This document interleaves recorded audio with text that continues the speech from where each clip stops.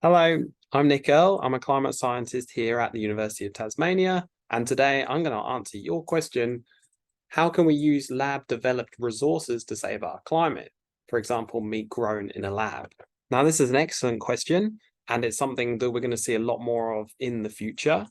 So there's a lot of very intensive industries which produce a lot of greenhouse gases, and things like the meat industry is huge. Not only does it take up loads of land, lots of space on the surface of the earth, which could be used for forests and native wildlife. Basically, we end up having these monocultures where we're just growing one type of grain or crop or whatever. But the worst one is probably the beef industry because of cows. They take up a lot of space.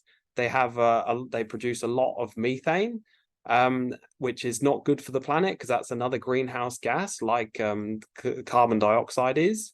So not only do we waste that space instead of having forests which sink, which kind of trap carbon dioxide, we have it open for them to graze, and that's not good at all. Whereas we have lab grown meat, which is done in a kind of in a city. You can do it underground. It can take a lot less space, and can save a lot of methane and other greenhouse gases from going up into the atmosphere.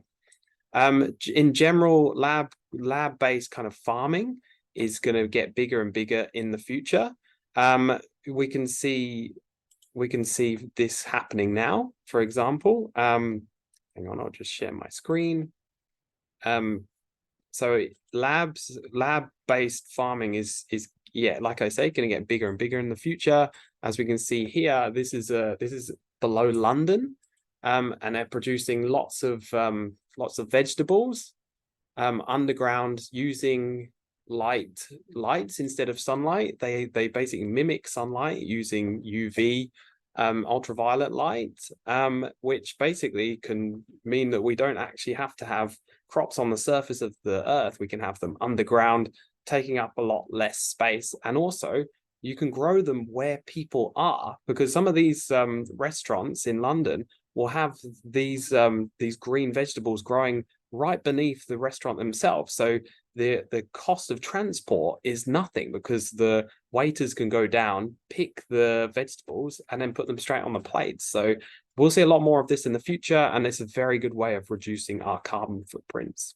Thanks for the question. See you later. Bye.